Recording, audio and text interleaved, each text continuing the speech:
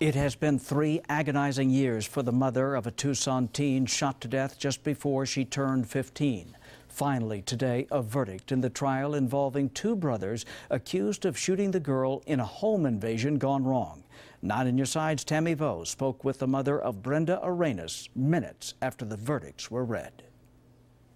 The look on this mother's face symbolizes the agony and heartbreak she's gone through since her life forever changed 3 years ago.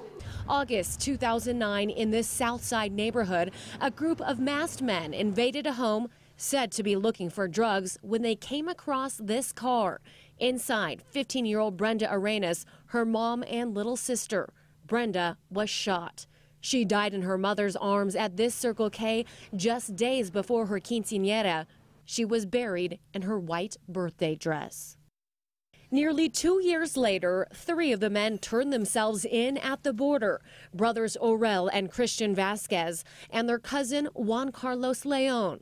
In a jailhouse interview with KGUN-9, they said that the drug cartels forced them to come forward or die in Mexico. The day they had me right there with all the guys around,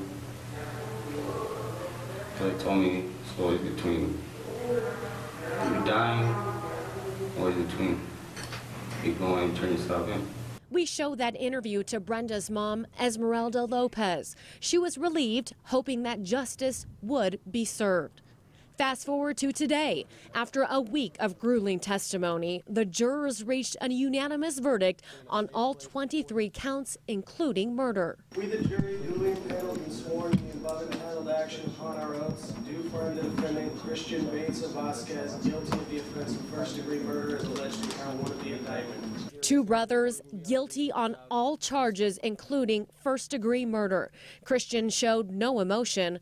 Brother Orel with a slight smirk on his face. I asked Brenda's mom how she feels now about the verdict. Estamos muy agradecidos porque por habernos ayudado. I am so thankful that our attorneys helped us get these guys, she said. Does she finally feel that justice has been served? Al fin se hizo justicia. Al fin. At last, justice.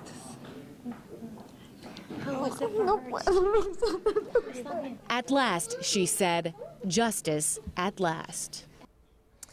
And as you can see, this is still all very emotionally wrenching for Brenda's mom. I interviewed her just days before Brenda was killed back in 2009.